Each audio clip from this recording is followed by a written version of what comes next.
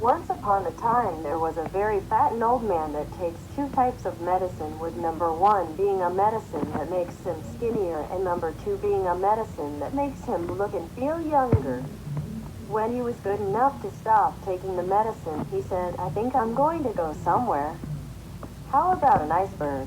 So the man got in his super light-speed morphing car and went into the distance in a forest, making a trail of vaporized dead trees behind him because he went so fast that he left a giant shockwave every foot he traveled, which vaporized all the trees in his path. When he got to the beach, about 1,000 miles away from his home instantly, he drove into the water just a little bit and pushed a button which turned his car into a submarine and launched the submarine into the water. Then he drove to the biggest iceberg he could find on his radar at light speed, vaporizing the water behind him with the submarine flaming underwater due to the force of the water hitting it. When he got there, the flaming stopped. Then he jumped out of his submarine and on top of the iceberg. He dug and dug until he found the middle where there were many, many rare gemstones. He grabbed all the gems and noticed that they took up about half of the submarine. "I didn't think it would take this much space. I can't get in now. Luckily, I know exactly how to fix this," he said. So he added a portal in the submarine which will take the gems into an alternate dimension. He also took all of the gems from the nearby icebergs because why not?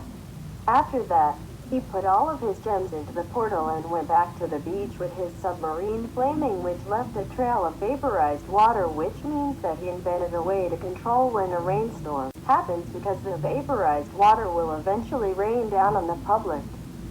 Then morphed his submarine into a car and went home at, of course, light speed.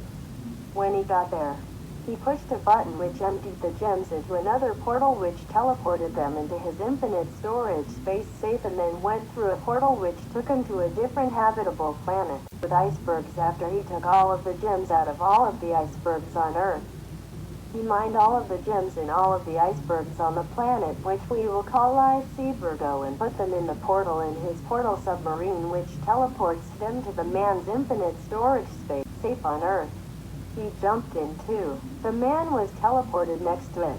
He turned the submarine into a car in the water and created a giant portal under the car which teleported it onto his driveway and went to all of the other habitable planets in the universe and mined all of the gems from them and went to his home from the last one the same way he did before. He came home to find out that his infinite storage space safe exploded.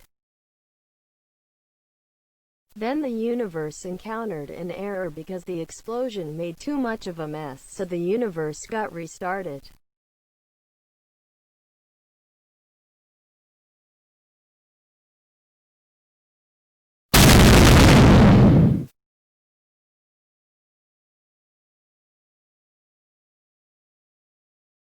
Then the old man's clone skeleton fell on his car and exploded it.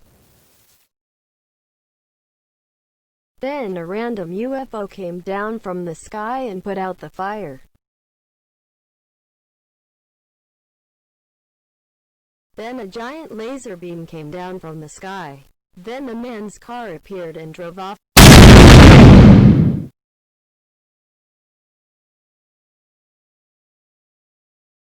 "What a beautiful sunset. I wish they would give me my car back," the old man said. Meanwhile, Kim Jong-un got out of his car and said, "Who should I destroy today? I know. I should destroy that old man for stealing all of those iceberg gems. But how?" Then a rocket launcher appeared in his hands.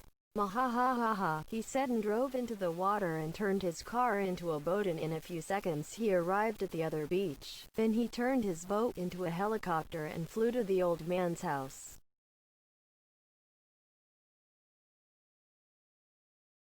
Then he got his rocket launcher out and shot it, but it was too late.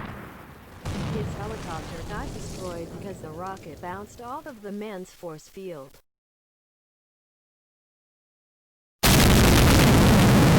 "Yay, my car is back. Time to mine some icebergs," the man said.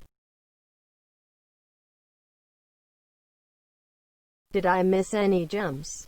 Nope. All clear. Then he got abducted by the same UFO from before.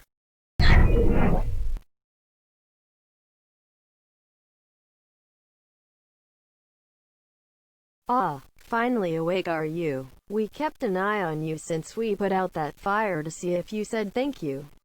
You didn't, so we abducted you and kept you in our UFO. Hey, Trapper number 5, did you get that cell ready for No Name? Yes, it's ready. Mahahahahahaha. Mahahahahahahaha. Then he got thrown in his cell. Have a good time, said the alien. Ow, said the man because he got thrown into the wall by the aliens. A few days later, the man found out that they forgot to close the window and flew out of the cell with his super light-speed space jetpack. Bye suckers, said the man.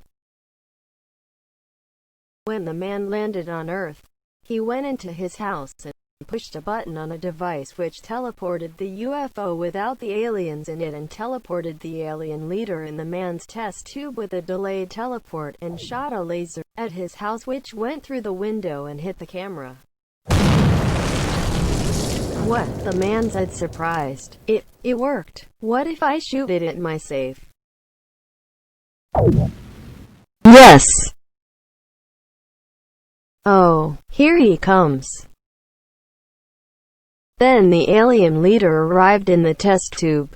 Dude, let me out. Nope, haha. You are going to be stuck in there for all of eternity. Ugh.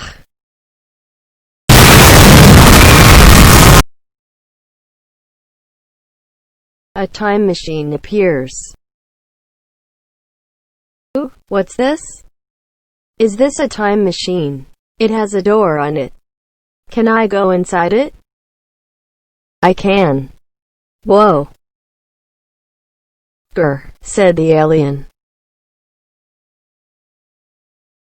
Then the man arrived in someone's dirty, smelly room in the present. What is this place? This is not where I wanted to go. Whatever.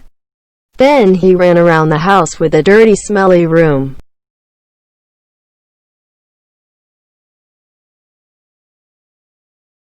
I think I've had enough exploring this house. I want to see what other things are in this crazy timeline.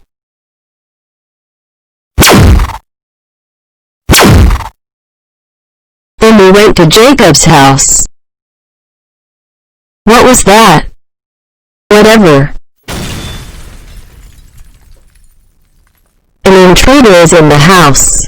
If you see him, destroy him. Who is that? I need to check the security footage. On Jacob's phone.